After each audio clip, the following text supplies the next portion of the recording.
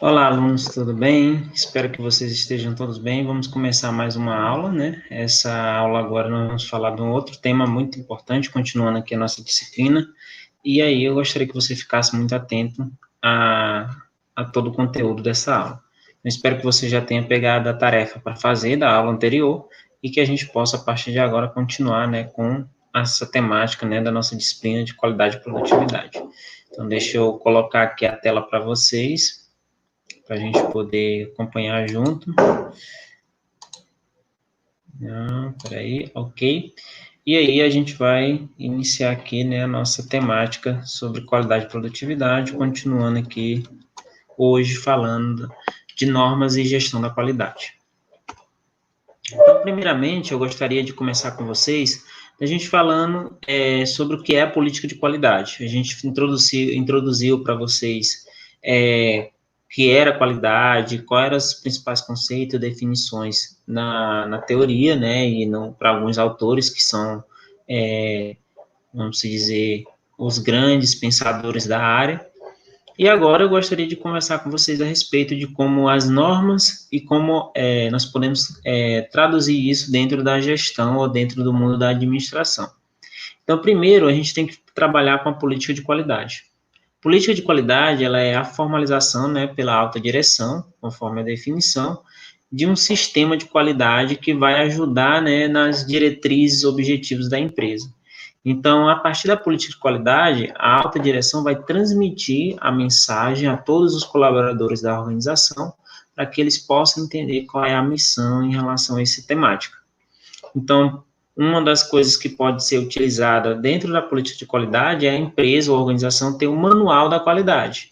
Esse documento ele vai consolidar todas as informações e lá você vai ter tudo que é preciso para observar a qualidade dentro da sua empresa. Então, quando a gente trabalha essa linha de política de qualidade, você vai entender que é a formalização das ideias, dos objetivos que a empresa precisa definir para que todos os colaboradores entendam o que é essa gestão de qualidade. Então, quando a gente falou lá da Total Quality Management, né, gestão da qualidade total, envolve você implantar uma política de qualidade na sua empresa. Para isso, eu preciso ter uma documentação. Isso é um outro princípio importante dentro da qualidade. Eu preciso documentar. Então, a documentação ela tem papel fundamental, justamente para que a gente implante um sistema, né, de normas, e aí a gente vai entender que normas são essas, para que a gente possa ter ali um padrão. Então, toda vez que você tiver no seu escritório e você for fazer um documento, a sua empresa vai lhe dar um modelo padrão de memorando, ou de ofício, ou de carta, ou de comunicação. Então, esse modelo, normalmente, ele segue uma norma, né, uma norma geral, e aí ele é personalizado para dentro da sua empresa. Então, você usa essa documentação para formalizar o processo. Então, quando você tiver acesso, por exemplo, à montagem de um processo administrativo, seja para dar entrada num pedido de alvará, seja para dar entrada num pedido de CNPJ, emitir um CPF, vai depender muito da área que você estiver atuando, você vai ter uma documentação. Essa documentação, ela é um conjunto de documentos, vamos dizer, padronizado, que vai lhe ajudar a manter, vamos dizer, o padrão de qualidade. Então, é nesse sentido que a documentação é muito importante quando a gente fala de gestão da qualidade. Uma outra coisa importante quando a gente fala de qualidade é as auditorias. As auditorias são momentos em que a nossa empresa, a organização, ela vai passar por uma avaliação, seja interna ou externa, para saber se todos os setores, as atividades, elas estão feitas conforme aquilo que foi estabelecido. Então, se nós definimos que um conjunto de processos devem acontecer num tempo mínimo, num tempo X ou no tempo Y, se a gente tem que ter esses documentos redigidos de maneira correta, sem erros de ortografia, se eu preciso ter um produto em que ele não vai apresentar defeitos a partir de determinado momento, então as auditorias elas vão me ajudar a ter essa conformidade. Então as auditorias são importantes, seja interna ou externa. Interna é quando uma própria equipe dentro da instituição, daquela organização, empresa, faz essa verificação. A externa é quando eu contrato, né, um outro órgão ou peço acreditação por outro órgão para que ele venha fazer saber se a minha empresa tem os padrões, né, de qualidade esperada. Isso normalmente é feito, grandes empresas trabalham com essa linhagem, né, de auditorias internas e externas. E o processo produtivo, ele é muito importante para o que a gente considera como gestão da qualidade. A gente falou disso, de como a qualidade deve estar permeada dentro de todos os processos que nós desempenhamos. Então, o processo produtivo aqui é mais um enfoque que eu gostaria que vocês lembrassem nessa matéria, que a gente precisa, independente do local que nós estamos atuando, a gente precisa controlar, ter controle sobre o processo. Processo, gente, é um conjunto de atividades que nós executamos para produzir um determinado produto ou serviço. Então, nesse processo, eu preciso controlar, saber, por exemplo, o processo de arquivo de um documento. Como é que eu vou saber se meu arquivo está organizado? Como eu vou saber para localizar? Eu preciso montar um processo para isso. Então, desde a hora que eu recebo o documento até a hora que eu arquivo, eu tenho uma série de atividades ou tarefas que eu preciso desempenhar. Então, nisso, eu crio o meu processo produtivo. Então, eu estou tentando puxar um pouquinho mais para os exemplos que talvez vocês vão ter mais contato ao longo da sua atuação dentro da área administrativa. Então, você sempre lembrar que o processo vai ser aquilo que você vai definir do início ao fim, ou que a empresa definiu que você faça, desde, por exemplo, como cadastrar um cliente. Eu tenho que entrar no sistema, eu tenho que pegar os dados pessoais, eu tenho que lançar, tenho que enviar tal ordem de serviço, eu tenho que fazer isso e aquilo. Isso são processos. Então, quando a gente controla esse processo, a gente consegue fazer gestão de qualidade também. E uma das ferramentas que a gente vai aprender na próxima aula, também nas próximas aulas, é sobre que ferramentas nós podemos usar dentro da área de qualidade. Que tipo de ferramentas? Eu falei um pouquinho na aula anterior e a gente vai falar delas mais à frente. E aí eu gostaria hoje da gente focar sobre o que as normas, né? Da onde vêm as normas de qualidade? Quem implanta, ou como a gente implanta, ou a quem a gente consulta quando a gente quer falar de padronização de qualidade. E uma das organizações mais conhecidas na área de qualidade é a ISO, ou seja, International Organization for Standardization.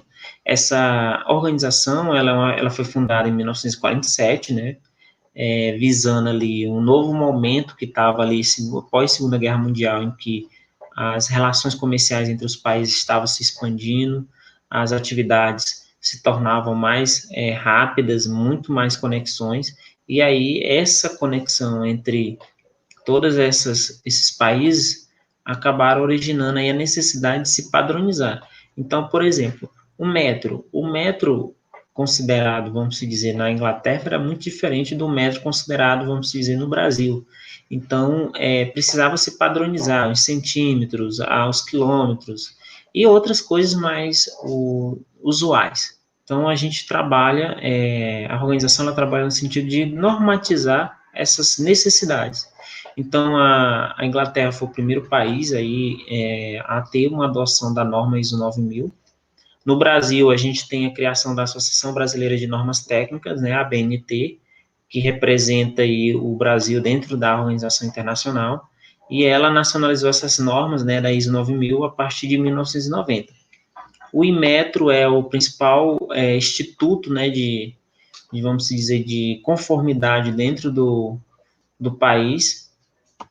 Ele nacionalizou as normas também, então ele é uma instituição certificadora. Então, quando a gente pega um produto, um brinquedo, etc., a gente vê lá que o Inmetro tem um selo, né, dizendo que aquele produto está conforme as normas de segurança, de medidas, etc. Então, essas organizações certificadoras, elas são os organismos, né, que auditam as empresas, auditam os produtos, auditam os serviços e declara, né, a partir de uma certificação, dizendo que aquele produto ou serviço ele está com conformidade, conforme os padrões nacionais ou internacionais. Então, a ISO ela vem dessa origem. Então, o que é a normalização, a normatização? Né? As normas da série ISO 9000, elas surgiram como instrumentos de referência para nivelar, né, vamos dizer, os sistemas produtivos dos diversos países. Como eu falei anteriormente, passamos a ter muito mais conexões, a muito mais relações comerciais, troca de serviços e produtos entre os países depois da Segunda Guerra Mundial. E para isso precisou se padronizar, né, uma linguagem mais ampla. Então, a partir daí começou a se usar essas normatizações. Então, a normatização ela veio para estabelecer esses critérios. Então, a partir delas, a gente tem aí o tipo de atividade, quais os problemas existentes ou potenciais, quais prescrições destinadas à utilização comum, qual é aquelas que pode ser adaptada ao contexto local, e sempre, né, visando a melhor qualidade e a garantia de que um produto que tem, vamos dizer aqui, pegar um exemplo bem simples, um produto que tem 1 metro no Brasil, tenha 1 metro também lá nos Estados Unidos ou na China. Então, para isso, veio-se as normas, né, da ISO 9000. E como funcionam as certificações? Nós temos algumas certificações que são de cunho mais estrito, né, como a ISO 9001, são famílias de normas. A gente tem aí mais voltada para a produção, o processo produtivo. Então, nós temos aí a manufatura, serviço. Nós temos normas que trabalham mais com requisitos setoriais, ou seja, elas são voltadas para áreas específicas, por exemplo, o setor automotivo vai ter um conjunto de normas e um conjunto de certificações que são importantes para ele. Então, por exemplo, a gente tem certificações que se referem à segurança do carro após uma colisão, né?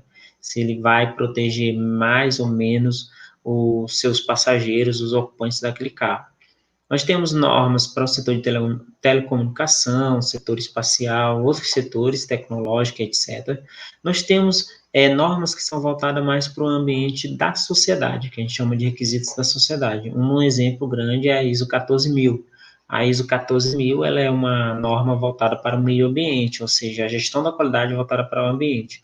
Então, se a empresa é sustentável, se ela usa papel reciclável, se ela diminui os resíduos, né, que ela emite dentro da poluição que ela emite no seu processo produtivo. Então, essas normas, elas também têm as suas certificações a partir do momento que a empresa ou aquela organização, ela cumpre os requisitos da certificação.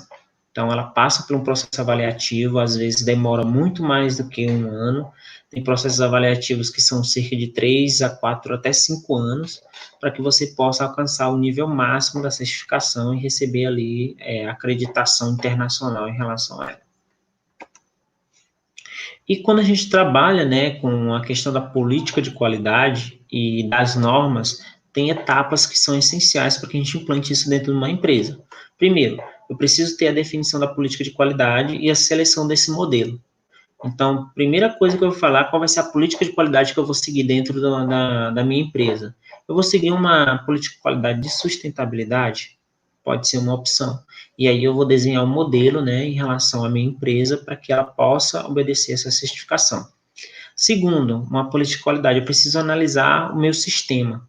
Como é que eu hoje tenho controle sobre a qualidade dos meus produtos ou serviços? Como é que eu faço esse controle? Eu tenho controle? Eu não tenho controle?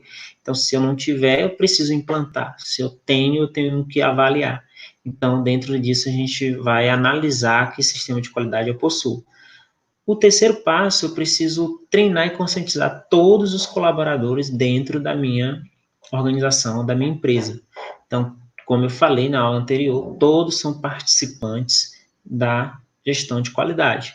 Então, você precisa entender esse papel da gestão de qualidade, você precisa saber que seus colaboradores também saibam o que é a qualidade dentro daquela empresa ou daquela organização.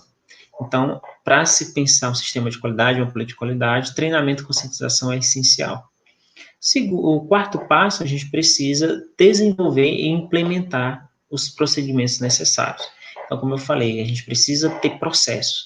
Então, se eu preciso fazer um documento com uma certa conformidade, com uma certa linguagem para me comunicar com uma outra empresa ou com um fornecedor, eu preciso aprender, eu preciso desenvolver essa atividade na prática. Então, eu preciso implementar ali todos os dias para quem está na empresa ou para quem vem a trabalhar dentro daquela empresa, as etapas necessárias para fazer determinado processo ou serviço dentro da empresa. Isso é qualidade. E aí, isso envolve todas as tarefas ou atividades que a gente precisa desempenhar. Então, desenvolvimento e implementação são procedimentos necessários para a gente implantar, né, o sistema de qualidade.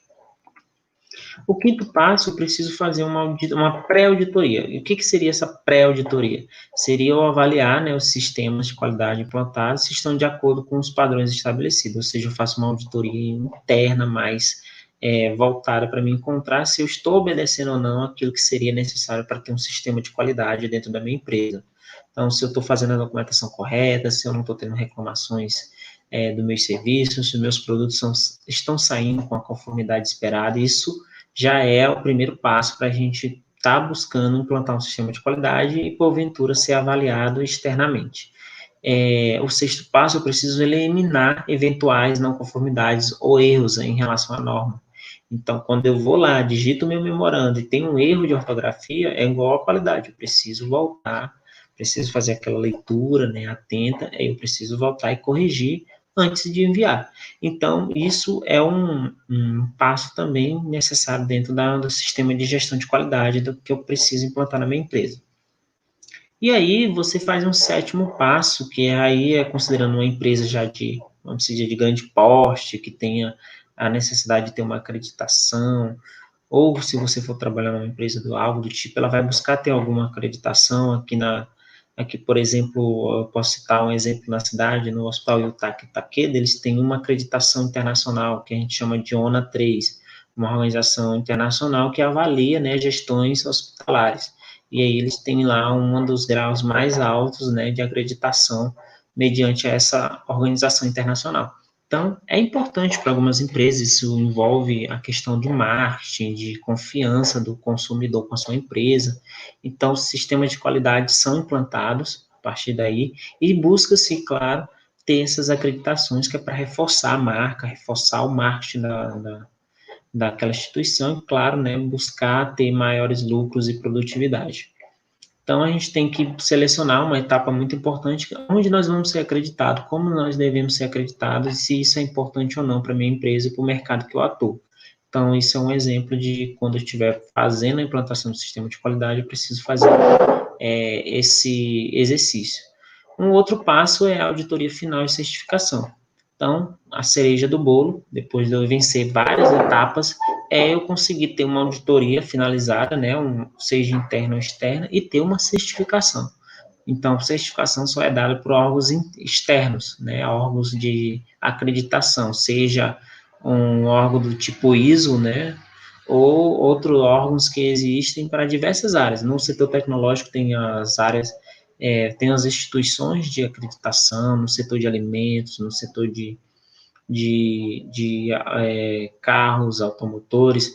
Então, cada setor ele vai ter ali uma instituição reconhecida no mercado como uma instituição voltada para essa área de acreditação. Então, você vai buscar vencer o processo deles de auditoria. Então, aqui a gente explicou lá quais seriam as etapas para implantar um sistema de qualidade e buscar acreditação com isso, e isso é importante quando a gente fala de gestão da qualidade total. E também eu gostaria de reforçar com vocês qual é a estrutura da norma da ISO 9001. A ISO 9001 é uma norma bastante utilizada no nosso mercado, bastante utilizada nas empresas, e se você for buscar as normas do Inmetros, normas da maiores diversidade de produtos e etc., vão estar se referindo de alguma forma à ISO 9001, que é a família, né, de normas do Instituto. Então, se você buscar aí no Google, né, você pode buscar, aproveite e busque aí, pesquisa ISO 9001. Você vai encontrar ela na seguinte estrutura: ela vai ter introdução, vai ter o objetivo dessa norma, qual vai ser a referência normativa, quais são os principais termos e definições que são utilizados dentro dessa normativa, como que você vai entender os termos citados ali dentro. Depois você vai encontrar como é que é o sistema de gestão da qualidade, então, como é que se monta esse sistema de gestão da qualidade dentro da empresa, como é que ele funciona. Você vai ter quais as responsabilidades dos gestores, né, dos líderes, e você vai encontrar um outro ponto que é gestão dos recursos, como se faz uma gestão dos recursos da sua empresa para um sistema de qualidade. Você vai ter o sétimo passo, que é a realização do produto ou serviço, de como isso vai ser realizado, produzido e etc. E a última etapa, a última parte da norma, é falando de como a gente vai fazer a medição, análise e melhoria. A norma, ela não é um documento pequeno, é um documento extenso, com muitos detalhes, então, se você tiver curiosidade, você pode baixar, se você pesquisar na internet, vai encontrar essa norma.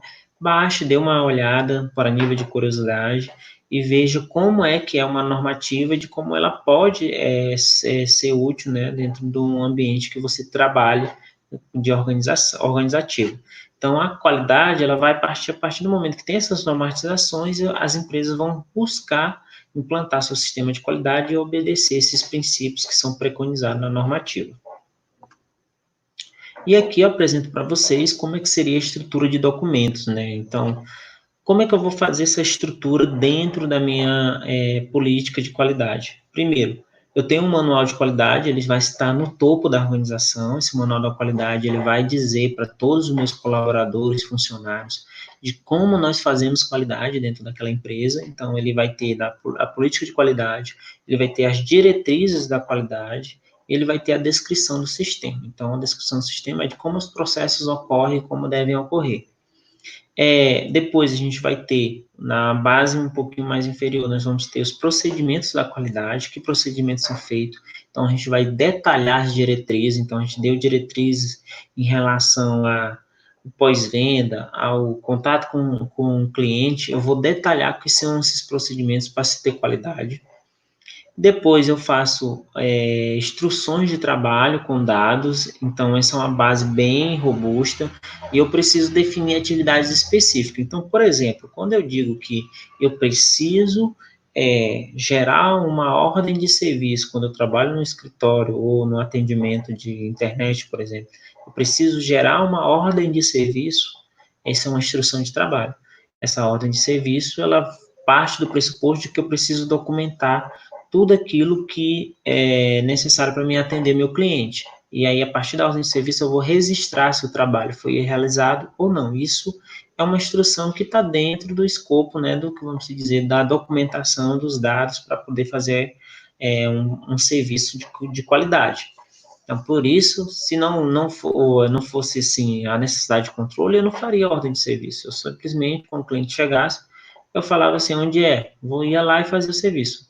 Mas não, normalmente os locais, as empresas organizadas, elas introduzem os dados do cliente no sistema, pede uma ordem de serviço, despacha para a equipe de trabalho recebe a ordem de serviço com o detalhamento do que os serviços serão feitos, eles fazem anotações, devolvem para o sistema.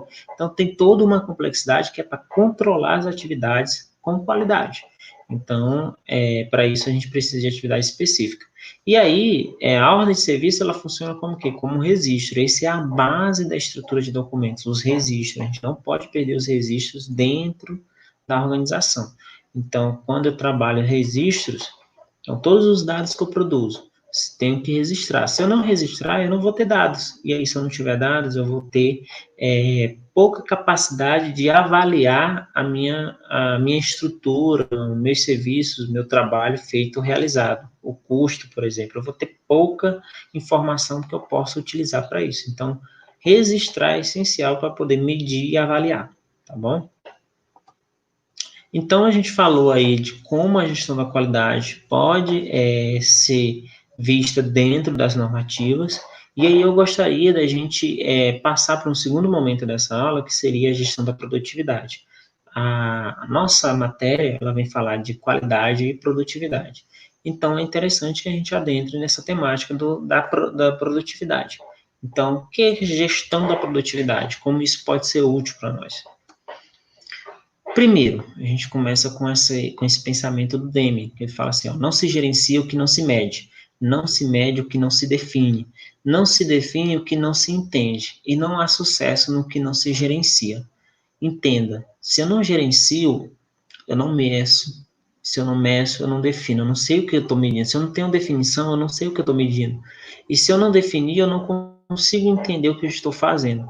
Então, para me ter sucesso, eu preciso saber gerenciar. Então, o Deming está tratando, né, esses princípios de que nós só conseguimos gerenciar algo se nós medimos, definimos e entendemos. Aí nós conseguimos gerenciar. Se nós não conseguimos medir algo, se nós não conseguimos definir o que é aquilo, e se nós não conseguimos compreendê-lo ou entendê-lo, a gente não tem capacidade nenhuma de gerenciar.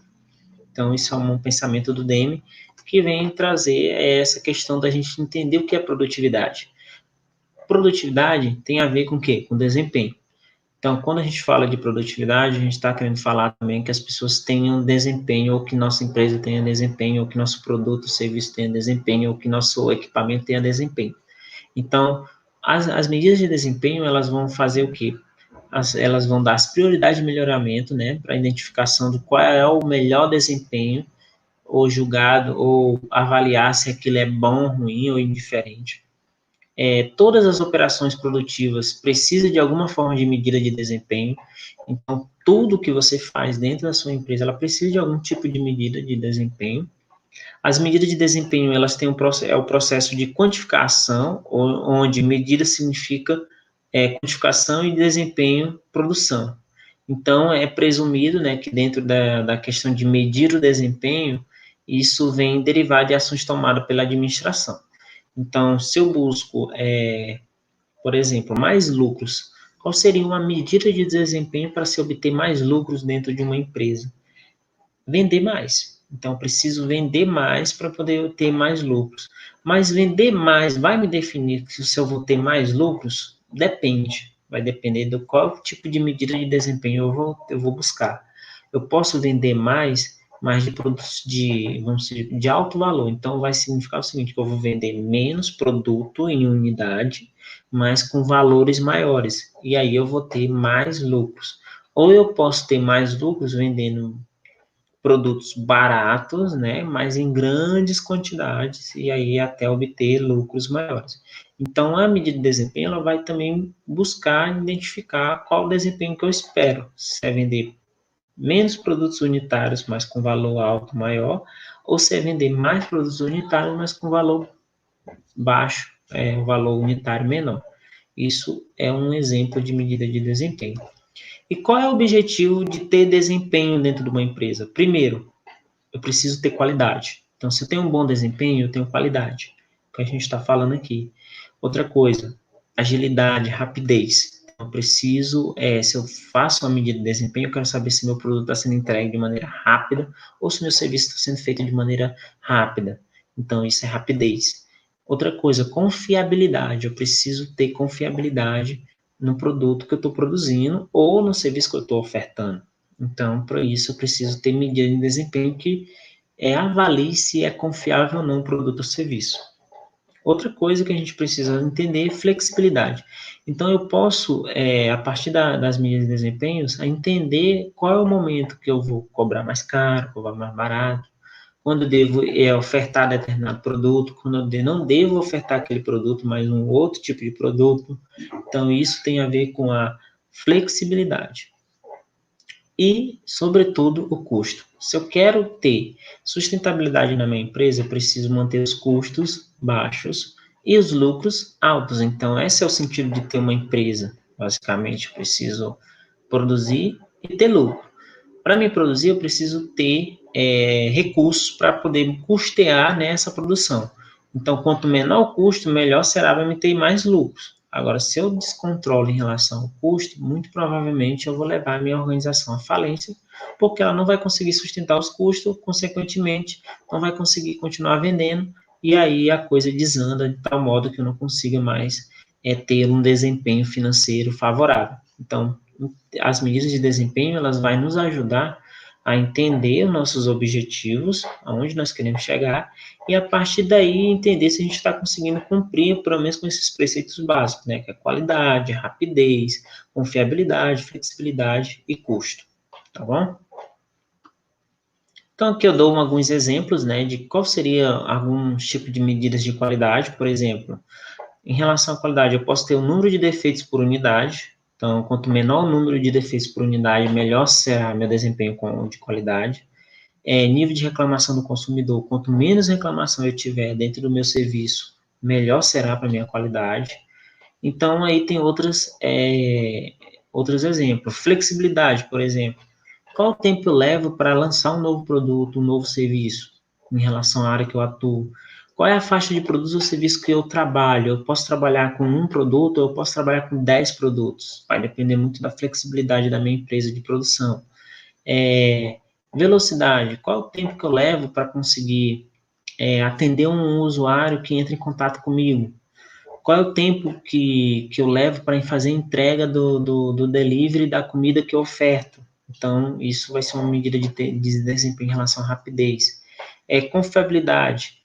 Por exemplo, se eu trabalho com delivery, qual é a porcentagem de entregas que foram realizadas no tempo esperado. Por exemplo, o tempo esperado para o meu produto é que em 20 minutos, desde o pedido, eu consigo entregar. Qual seria o tempo, então, médio que eu tenho conseguido entregar nesse tempo? Ou está acima? Então, isso tem a ver com confiabilidade.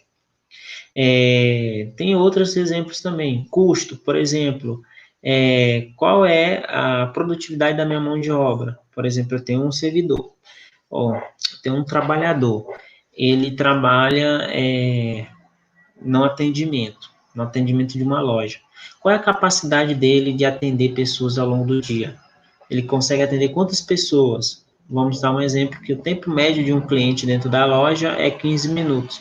Eu faço um cálculo de 8 horas de trabalho, então ele tem a capacidade de atender até X, Y, Z de clientes. Então, isso é um cálculo de custo.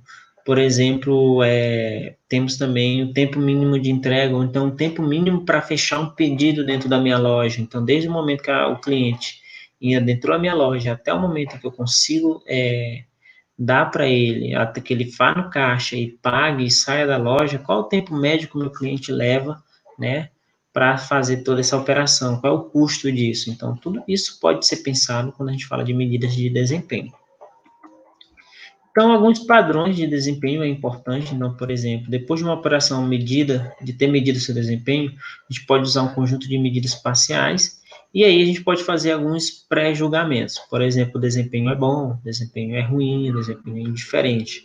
Então, a gente pode utilizar alguns padrões. Por exemplo, posso usar um padrão histórico.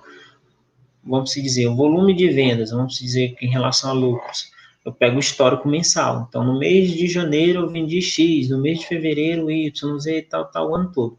Aí eu posso fazer uma média entre os meses e ver que um mês eu não consegui atingir a média, outro mês eu fui acima da média. Então, eu posso estar avaliando meu desempenho em relação a esses padrões históricos.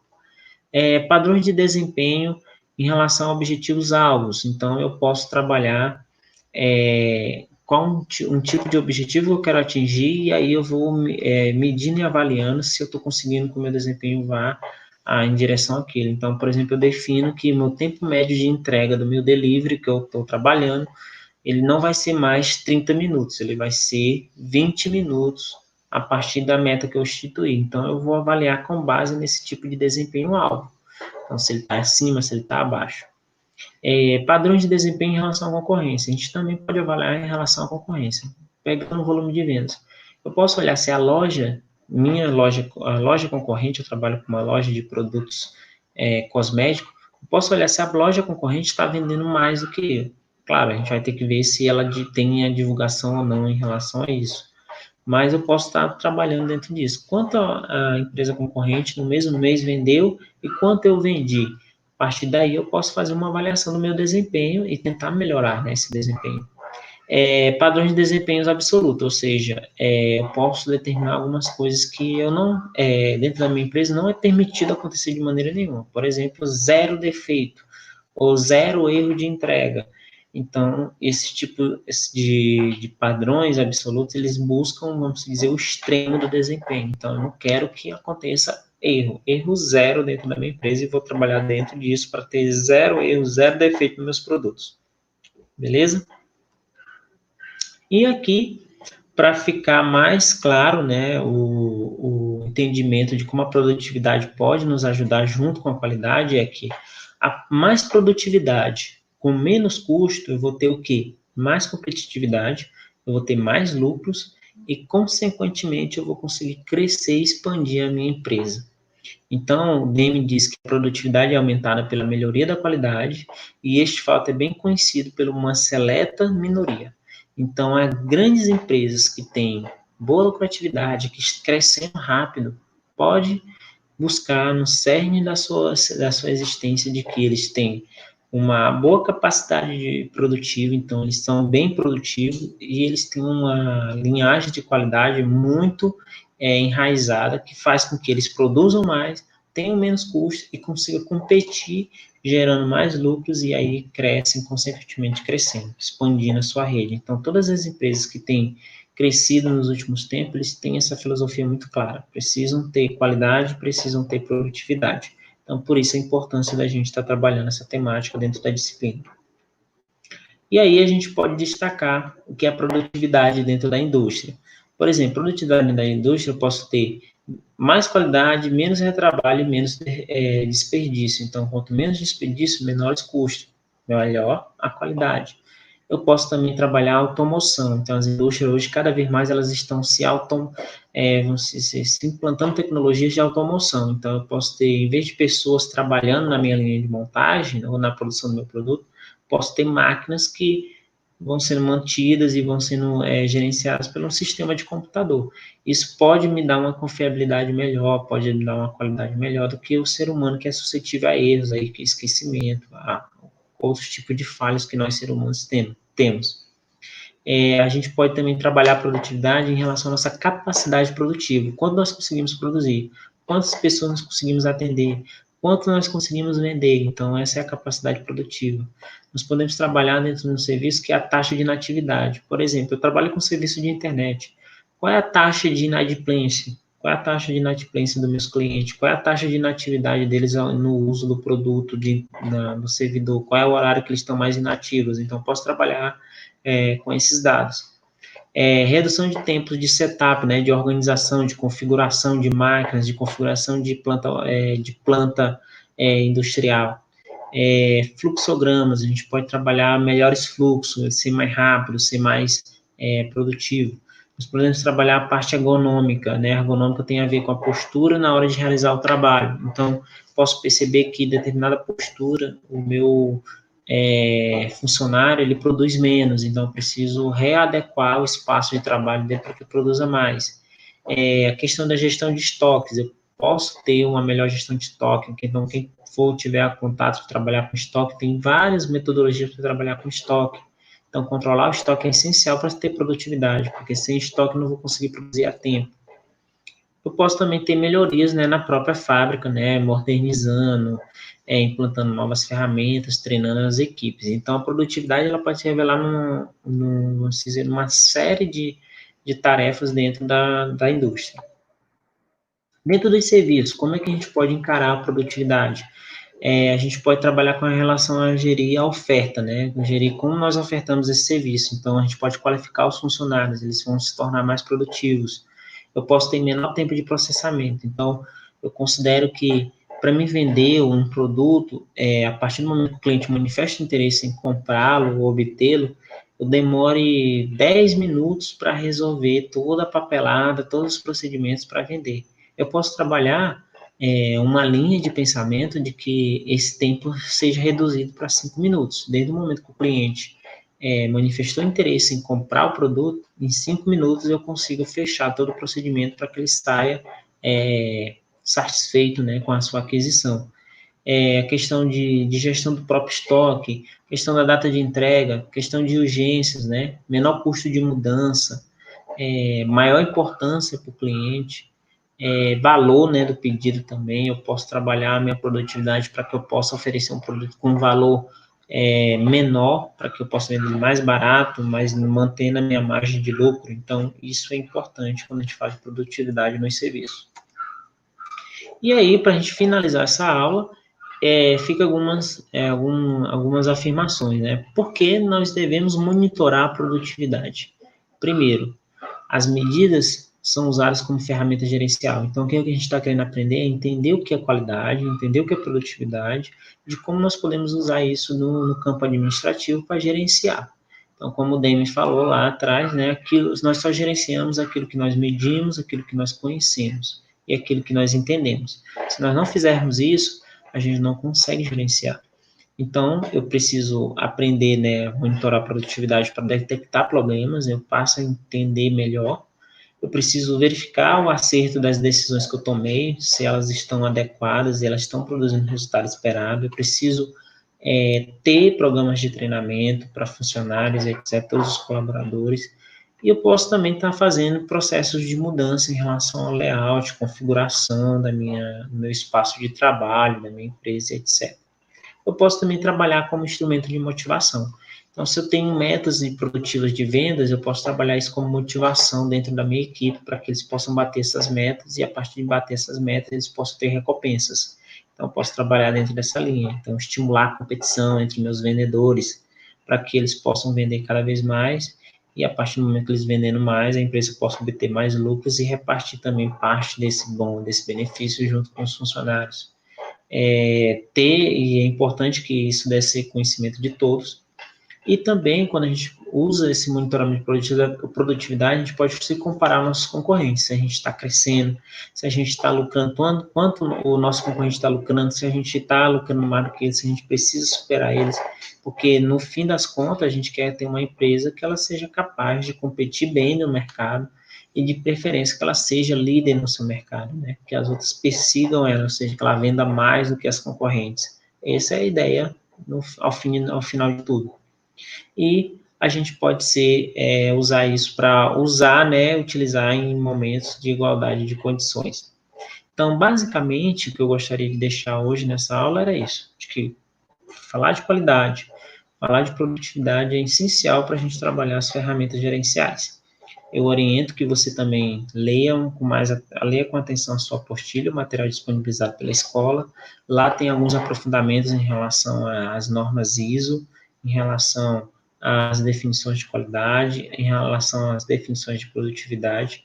Então, fiquem à vontade para explorar mais o seu material didático.